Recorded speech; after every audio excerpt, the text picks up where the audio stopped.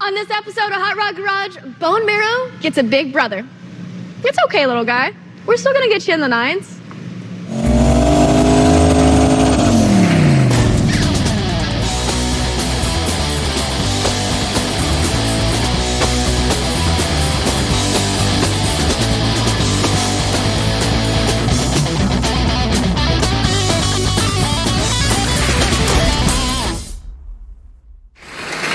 Welcome back to Hot Rod Garage. I am Alex Taylor, and this is Lucky Costa. Hello. So today we have a ton to do and a little to do. We'll get to the ton in a second, but tell me about this Butte right here. This Butte is a 1990 Plymouth Voyager, I think they called it. Okay. I call it the Scaravan. I like it better. Just because I've been scared in this thing a couple times. It has a 2.5-liter four-cylinder, nothing big. Front-wheel drive, honestly, who cares? Here's the gold. It has a factory 5-speed floor shift in it and a turbocharger. When you sell it like that, it's still not cool. But we can... How dare you? I mean, maybe it's got potential. Yeah. So when it showed up here last time, I think we threw a chip in the thing. Oh, no, we put a whole ECU swap in it. Okay. Also, I think we did some minor exhaust repairs in the tune of a straight pipe out the back, because that's what, race cars do. I mean... And then struts and brakes, I think, and fix the power steering and some other minor stuff. Other than that, I think it's relatively stock. I mean, so when you say Scaravan, yeah. what was scary about it? Is it super fast, lightning speed? Yeah, for a brick, this thing ran like 16-something at 85 miles an hour. I am almost blown That was a away. quarter-mile pass, mind you. Dang. Okay, that's what I'm saying. So then that was after we took all the seats out of it. After we took 800 pounds of weight out of this How to thing. reduce the weight, yeah. Yeah. Okay. Good times. So what's our little bit of work today? I think a couple of things we're going to do to it that we've always planned on doing it to it is putting a legitimate turbocharger on it. So we're putting a better turbo. I think it's the size of Bear Claw, apple fitter. Opposed to? It's like I don't know, small donut with sprinkles. Okay. Rainbow donut with sprinkles. That's what's on it right Agreed. now. Then we're going to do a chip. Now let me tell you about chips. Let's talk about it. It's not an apple chip. I know it's not a kale chip. It's not banana seaweed chip. Okay. It's actually like an EEPROM. Use like a Curtis NAM burner. We're going way back in the day now. And you have to put a binary type code into the thing. And then you take the chip and you put it on the board, put it in the car. And that's how those work. Chips. This little bit of work sounds like some fun, but I have a ton of work over there that I'm excited about. I ain't scared. You want to see it? Yep. It's actually a 1955 Plymouth Savoy. Really? And you got to see this. This has all of the potential to cut the floors out and put a front half and a back half on it, put big tires on it, and make it a go fast down the drag strip. I can see it. Car. I can see it. The fastest car in Hot Rod Garage. You like it so far? So far. I'm excited. I'm sold. So actually, back in 1955, these came with both an 8-cylinder and a 6-cylinder option. We have a nice 6-cylinder option here. Yeah, I looked at it. It's a flathead. Looks like a slant 6. Well, yeah, when we open the hood, you'll understand what she's saying. She's being very accurate with the flathead slant 6. So while this has, somewhat cool patina, has the potential, these weren't historically very cool cars. In 1955, 700,000 of these Plymouth body styles were sold, and then 1.5 million Fairlanes were sold, and then 1.7 million 55 Chevy Bel Air body styles. So I think this kind of speaks for itself on where rareness versus not wanted comes into play. We want this one. I mean, we don't necessarily want it, but it was $2,000 for all the good basics, a full-frame car, rear-wheel drive, all that. Not that we're going to keep any of that anyways. Yeah, we don't need all of it. But $2,000, how can you argue with that? Can't go wrong with that It's at got all. potential. So how many horsepower was this? 110 in 1955. Out of 6 cylinders? Yep. We pretty much need to double that and put a V8 in it. What about like 807 plus some maybe extra power later? That's a peculiar number to come up with. Very specific. Huh. And we're working on a Plymouth. Yes, we are. What do you think's going on there? Yes, we are plotting, we're planning, and that is great because 807 horsepower is exactly the horsepower of a Hellcat Red Eye engine. Crate from Direct Connection. How See where I'm going coincidental. with there? You know what else is coming up? Dodge Roadkill Nights. What? On the world famous Woodward Avenue? Absolutely. The Woodward Cruise? Yes. I love that place. So what if we drop one of those in here and then big tire and then we go race at that event? That's coming up pretty quick. It absolutely is. pretty much need to stop talking and start cutting. Weight reduction is going to be one of our friends. So I see some leaves and some dirt. Ooh, I think we need to go deeper than that. Deeper, like 6 cylinders deep? Oh, that's good. At least, yeah. That's gotta go. I think we need to keep the roof, the doors, the fenders, the hood, and the trunk. And then plasma everything else. Everything out. Gotta go. Did you build models when you were younger? I did.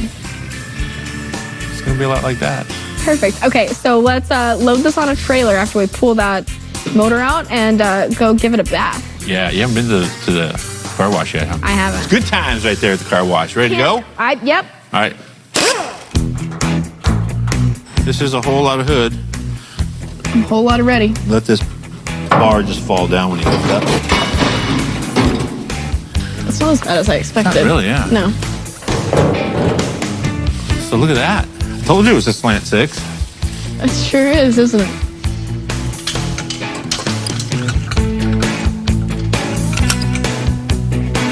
Up and away.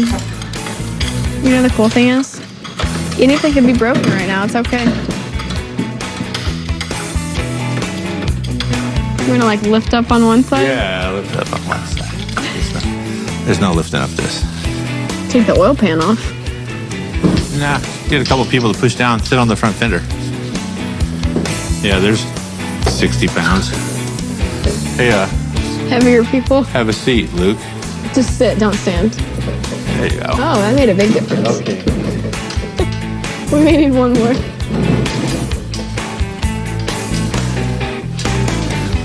Cool. All right, the only place to go from here is up, but that means we have to go 1 step or 2 steps, 3 steps backwards to go forward, which means removing everything, stripping everything, taking everything out, major weight reduction so we can go clean it up and then actually have a good base to work with. So we want to get a good shell, and that way we don't have anything in the way as we build back. So I'm going to start stripping wires. Lucky's going to keep destroying the inside. Whoa, it's disassembly is what it is. I'm saying it in a good way. It's good destruction. This is positive destruction. We like it.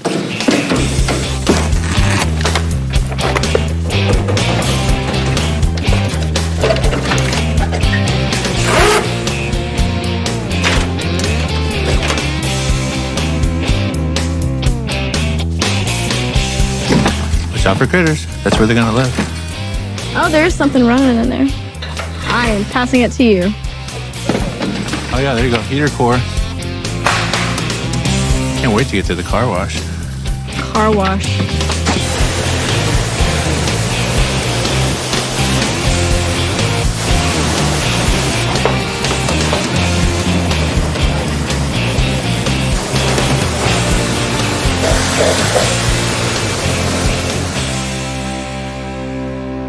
Okay, so I'm gonna walk around and spot it wherever we missed, a couple little spots, and then we'll get back to the shop and I'll start cutting it up.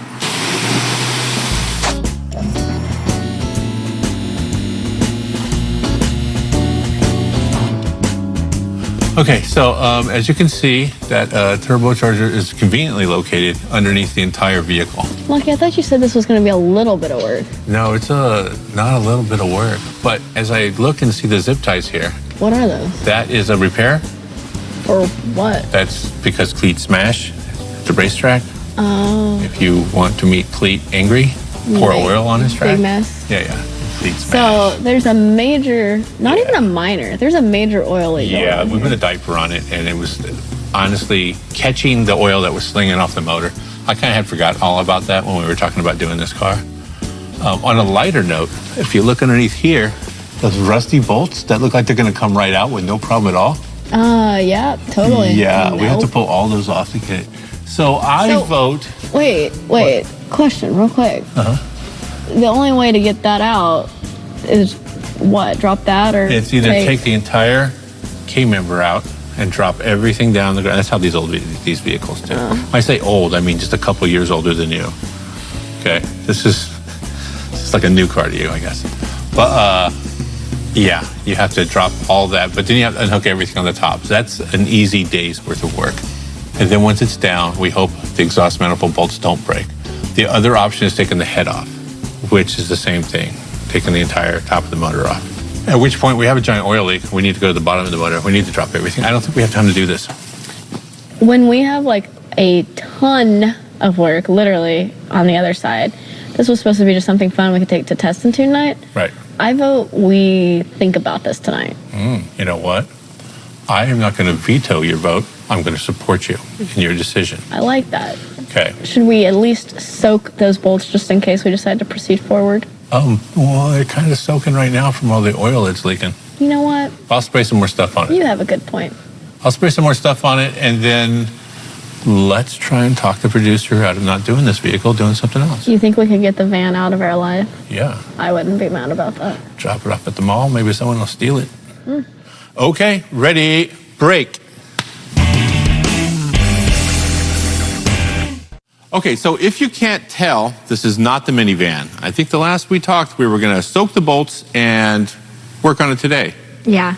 But what we did is we soaked the bolts, took it over to offsite storage, dropped it off, got in the bone marrow, and brought it back here. We just ditched it. Just absolutely. I like it. This is the same bone marrow, same owner, just new management. Tell us about that, Alex. I like it. So, as you can see, we have a treasure chest here of goodness and greatness. You want to take a guess? Boost management. You got it. And this boost management is actually provided by Lucky's Garage. And I got it from Holly. Thank you very much. Perfect. So this is actually super exciting because this is the thing that I feel like we have talked about a million times since the very first time we took this out You together. have been talking about that And a I'm lot. excited. So while we wait on parts for the Savoy, and I mean a lot of parts, chassis tubes, roll cage, rear housing, front struts, spindles, you know, basically everything to build a car. That's a big list. Yeah, we're just kind of sitting around, so why not add some boost control to this? Right. Because the van was going to be a whole lot of work. Yeah, the van was a short list, but the list was way up hard to get to. So It was. yeah, this will be a short list also, and a lot easier to get to. We don't even have to disassemble. We just take the hood off and then start assembling. Right. That's pretty cool. You go ahead and undo these, and I'll take the rest Those of are them fake. off. I'm not doing that. Ready to get going? I'm down for it. Air 5. All right, so let's dive into boost control and the components that we're going to be working with first. We're actually using Holley's high flow dual solenoid boost control kit. So basically what that consists of is this block here, which has 2 solenoids already mounted. It makes a really clean setup, as well as the wiring that you'll need for it. We also have, in addition, a dome pressure sensor, which is just 100 PSI transducer. So this is referencing the air that is directly on top of the wastegate, and the sensor ties back to the Holley and allows us to, 1, read our dome pressure, and 2, control how much is being added or subtracted to maintain that pressure that we're targeting. So this will actually just mount on the firewall, which we're getting ready to do. Lucky's gonna do that, and I'm going to do the wires on the inside. I've already got my wiring map figured out, so let's dive into it. So no motor, no brakes, no tranny, no parts. We got nothing. So now's the perfect time to learn what's going on with your project. I use a little sweet patina sauce and I wipe this whole car down. The one cool thing about wiping them down, also the theory is you put it on in an even coat and then go back and wipe it all off. And that's where you get your sweet patina. But the one thing about wiping down every nook and cranny, you start to learn the story of the car. I can tell this person drove by Braille pretty frequently. Somebody had a BB gun, that's obvious. They favored the right side because that's where most of the damage is. And they frequently picked up hitchhikers. Lucky? Yeah. There's a giant Is that not the biggest hitchhiker you've ever seen? hitchhiker. And it's got extra hitchhikers. Yeah, and the gas cap's missing. And I think I see something down there like waving. Do you want to catch it? Yeah. No, I do not. Huh. At least the car looks good. Yeah, looks sweet. Patina. See what I did there? See what you did. See what you did? All right, you have fun with your friends. Thanks. I'm going to go have fun with no friends. Alex, I'm running out of paint to wipe down here. You know what? That's a good thing. Is it? Because I'm running out of wires. Well, that's good. Looks pretty good. Pretty sweet patina, huh? Pretty sweet patina. All right. So I ran all the wires, and basically we're just waiting on lines at this Fittings point. for that And side. bottle. And a Yeah. bottle. Yeah. And I did just wiped it down with help from Luke and sweet patinaed it. It's not going to rust no more. But we're waiting on parts for this. I'm waiting on parts. You're waiting on little parts. I'm waiting on a ton of parts.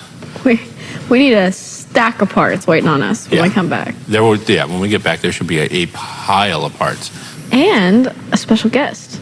Special guest is coming? I mean, I think we need all hands on deck on the Savoy because we're going to have our hands full with it. Oh, we're borrowing some hands? We're borrowing a set of hands. Cool, because we're doing a full chassis. Full chassis. Whether it needs it or not. Yeah, it needs it. Full cage, whether it needs it or not. Absolutely.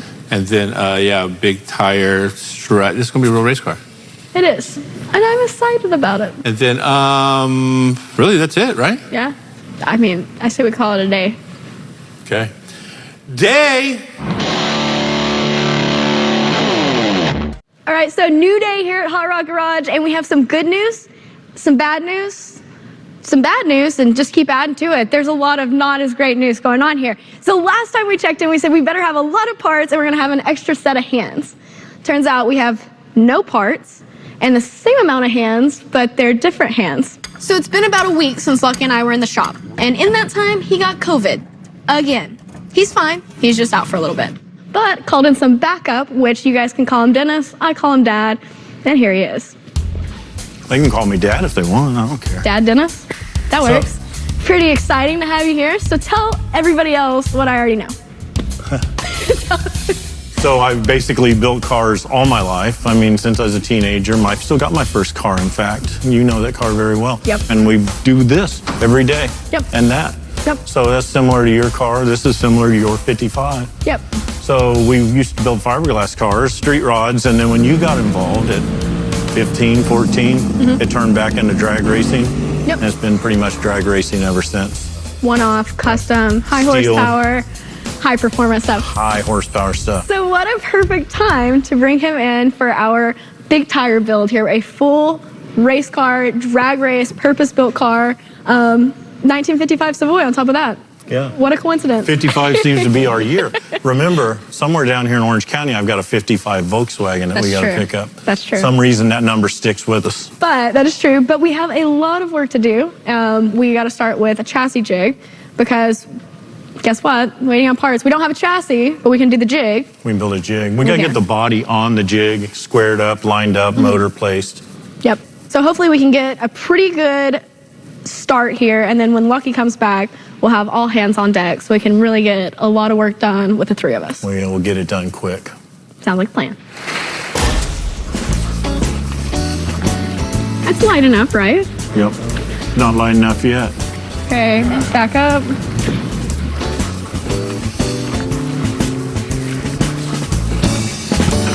Okay. There you go. Okay, so I think you can see now the beauty that we're working with. It's a beauty. It's a beauty. So with that said, I say we take everything out of the inside, which is not that much, just some roof line. Headliner bows? Thank you. Okay. And then all of the trim. All the thingy-majigs? Yeah, all the trim. We take all of that out, and then we brace, and then we cut. All right, so you want to do that before you take fenders or anything off? I'm gonna take doors off. Okay, let's get the doors out of the way. We'll get some braces in. Let's do doors, and then I can work on cutting Lucky's favorite tool. I kind of feel bad he's not here to use it today. The one day I'm actually excited to use the plasma torch. So I could cut, and maybe you could work on front sheet metal, and then we can work on glass and all that later. But I think that's a good. I want to see no floor in this shortly. Yeah, you're desperate to get those floors out. I want a Flintstone mobile. I don't know. You're a big tire race car chick. I know. I'm excited. No floors is progress. No floors. That's going to save a lot of weight. I And know. would make a lot of room. Yep. Okay. Doors. Okay, let's do it.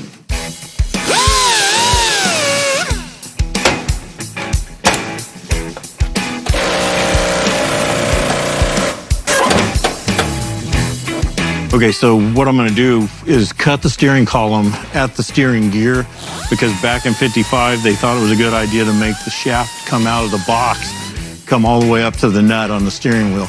So in order to take the body off, you got to basically move it back and slide the column out of the little hole in the firewall. We don't need the column anyway.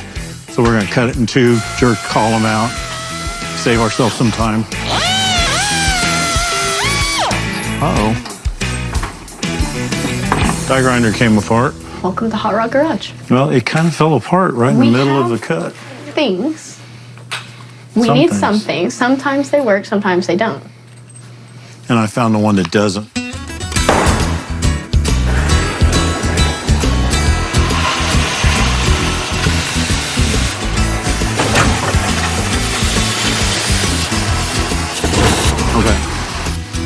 Okay, no more torch. Will that come all the way out now?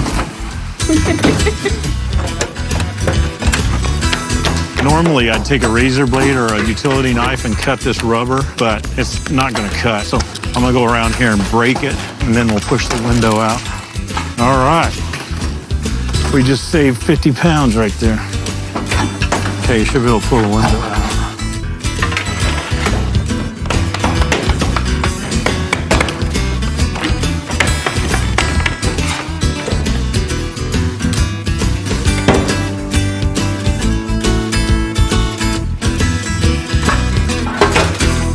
Perfect. So the front cap, we're going to go ahead and just take like all the way off together. So that's front fenders and everything like that. Lift just everything you see right here, lift off, set off, and that way it can stay together for a little while, and then we can take it apart in the floor a little bit easier. And we don't need it right now anyway, so that way it kind of keeps stuff a little bit compact.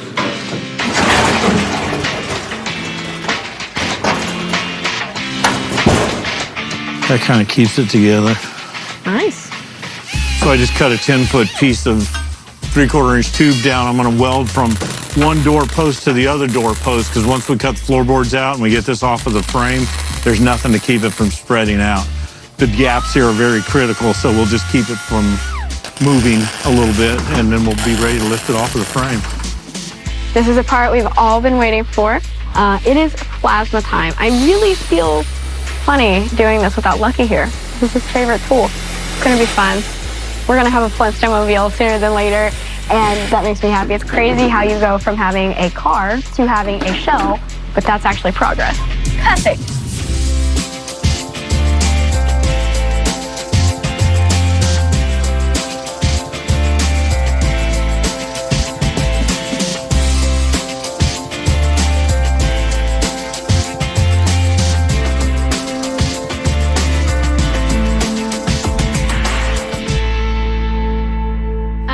That's pretty exciting. Made a big difference, didn't it? Yeah, so after lots of cutting, not the end of it, but lots of cutting, lots of fire, lots of dirt and mess, we are finally ready to take the body off. Your face shows it too. Yours does too. Thanks. No, I mean, it is. It's not, obviously not finished. We're gonna trim it up once we get it off of this really greasy, nasty frame. There's hours left of cutting and grinding still, but seeing it go up in the air and this rolling out is going to make it look 10 times better. Yeah, we're about to make a big improvement just getting the ugly out of here. Right. So not only we save a lot of weight, but we got rid of a lot. How many times we sweep the floor? 5 or 6 buckets full. Yeah, and it wasn't metal, it's dirt that's trapped in every crevice.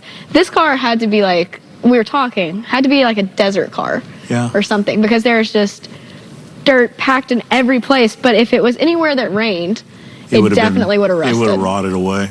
Yeah, so it's really in pretty good shape for the shape it's in. Yeah, so I say we go up with it. Let's go. I'll make sure that it's balanced. Do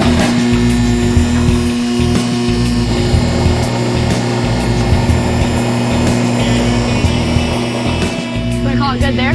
I think it'll go. There you have it. Would you look at that? This needs to go. You know the cool part? What? We still don't have a chassis. We're getting rid of this and we still don't have anything to replace it. So we'll cut and clean, grind, and get rid of the rest of the crap, the sheet metal and the dirt. But while it's up here, but when we set it on the jig, that's the next step. We'll level it, square it, laser it, have everything squared up so you can start building your new chassis under it. But that means we need to build a jig first. So I say we do that now. Let's do that.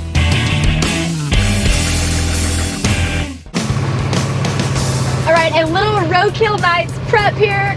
This is probably the easiest part of the build. We are currently headed over to our local power broker, Lenny Thomas dealership. It's in Long Beach.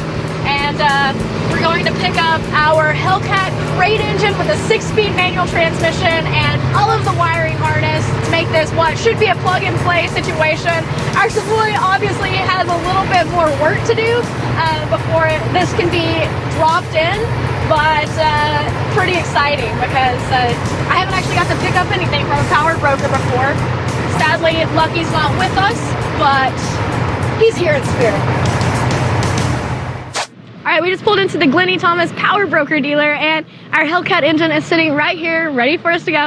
Hellcat Red Eye, nonetheless, with our 6-speed manual transmission and all of our wiring that would make this a plug-and-play application into our Savoy if the Savoy was ready to plug and play. But nonetheless, this is a super simple pickup. Pull in, pick it up, drop it in the truck, and it'll be ready to head back to the shop.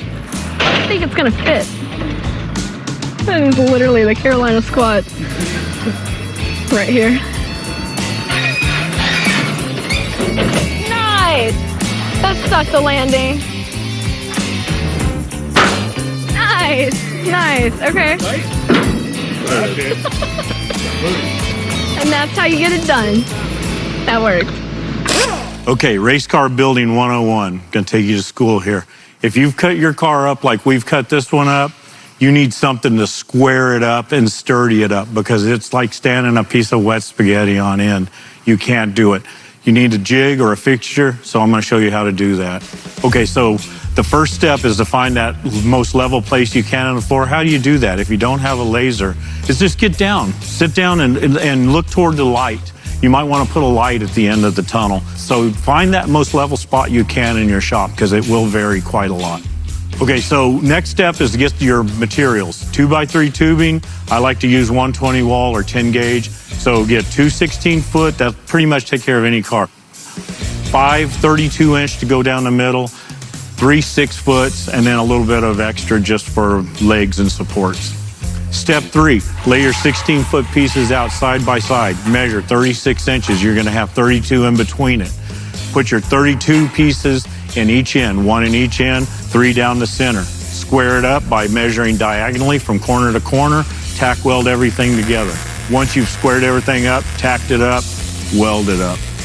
Okay, so step 4, now that it's welded together, squared up, our rocker panels are 6 foot long. What we're going to do is we're going to measure off each end of this 5 feet. We're going to put stands, which we're going to call our caster standoffs. We're going to use 4 or 5 inch pieces. We're going to weld those to the bottom of our fixture. We're going to position our casters, drill it, bolt our casters on, and flip it upside down. Okay, step 5. Once you flip that fixture over and you're on your wheels, now you want to put your cross braces. They're going to be one at the front of the rocker panel, one at the rear. For us, that's about a 6-foot spread.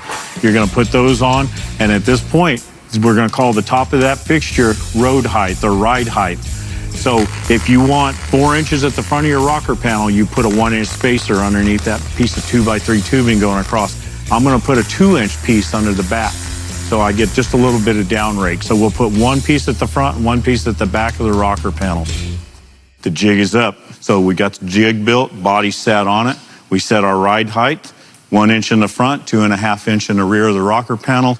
That puts it 4 inches at the front, the rocker panel, 5.5 at the back. So we're ready to tack weld it, square it up, center it. We'll be done.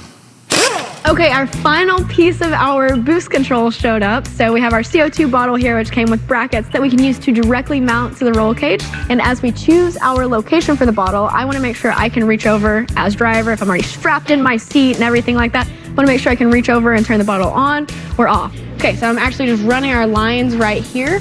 And this is our feed line from our solenoids. And then we have our dome pressure sensor, which will actually pick up the pressure that's happening in the dome and feed back to our dome pressure sensor. Ideally, we would have 2 ports here. Our wastegate does not have a provision for that.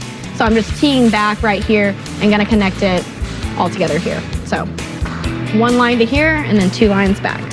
1 more line to add, which goes in place where our manual boost valve once was, which is gone and very excited about. I'm gonna run that real quick and then we can call boost control done. So a pretty easy add for something that should make a huge difference. Something going forward that we still need to add to the car is a bump button so we can build boost and then stage into the beams.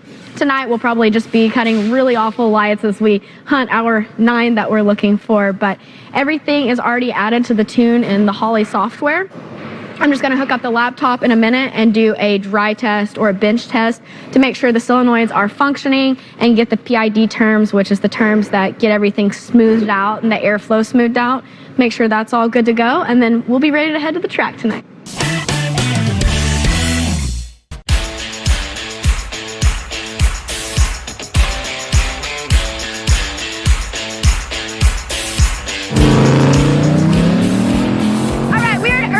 Speedway for a Thursday night test and tune with Bone Marrow. We're still missing Lucky, but we have our boost control here and on Bone Marrow, which is exciting. We actually ran into a little issue where we didn't have our USB to CAN bus dongle. Racing community's great. We went and knocked on a couple doors, got our cable, got our tune uploaded, and we have some kind of a baseline to get us on the track, get us a pass, get us some data, and then we'll come back and dial this all in. So let's go do it. Alex Taylor coming up with her Camaro.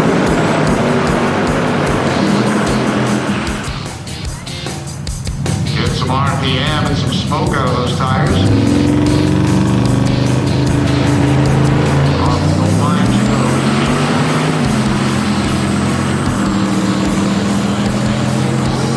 Cruises through the finish line with a 7:55.94 miles an hour. What a turn. Okay. There's like multiple things there. One, it was puffing smoke from the time, I think it's just the breather, but definitely worth checking. Sounded like the fuel pump cavitated after burnout, so I was worried we didn't have enough fuel. 3, it just needs more boost, but that's the first time out with boost control that's absolutely not dialed in, so we got to pass. Data time. So, that's a lot of blow by. So that makes us think that there's like a piston hurt or ring hurt, something like that. Why it's hurt, don't have that answer right now. This is just initial diagnosis. It's not saying that's what it is. It's just saying that it's something to watch. So I don't know if you guys remember at the last race, it was down on power. It's also down this time as well. That one's cold, isn't it? Yeah, watch. Yeah. I'm gonna pull the plug on it. All right, so what we were doing there is we don't have a temperature gun to shoot which cylinders are what temperature. You can figure out what cylinder's dead, so what piston's hurt or what chamber is having the issue based on temperature. If it's a lower temperature, that's where you look at.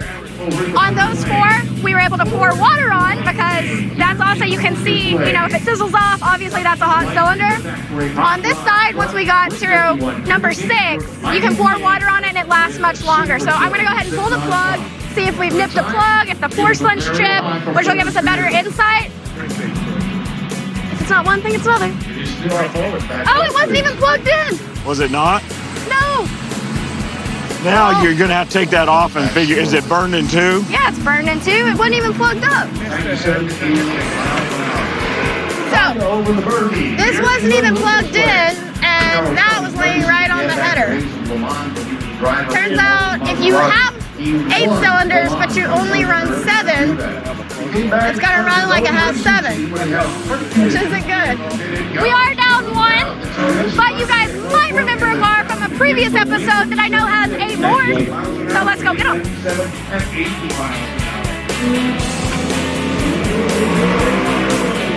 It's so wrong. It's almost right. It's not, but it's tied up. So I pulled the data log to see if we built boost, but there is no data log. It still has the potential to be hurt with all of the blow-by that we're seeing. There's nothing we can do at this point. So let's go make another pass on 8 cylinders and hope that it does okay.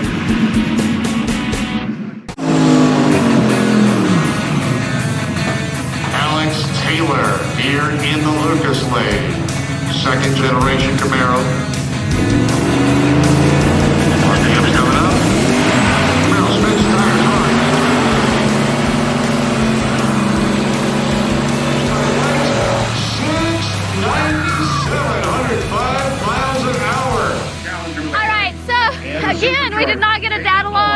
but I'm gonna go with my onboard data log, which is myself, and I know that it spun, and I think it was about where we hit full boost. So I'm gonna slow the boost curve down, leave like we did, because the car seemed happy there. I mean, we're not gonna get a 9 out of this, because this is a 8th mile track. So we're out of the shop, and we're not covered in dust, and we're gonna have a really fast race car sooner than later. So this is a good time to get out there and make another pass and have a good time. Alex Taylor, the birthday girl, here in the Lucas lane. A little bit of smoke coming out of Alex's car. Pre-stage lights lit for both cars. Full stage, both cars. Lights begin to drop. Here we go. The race is on.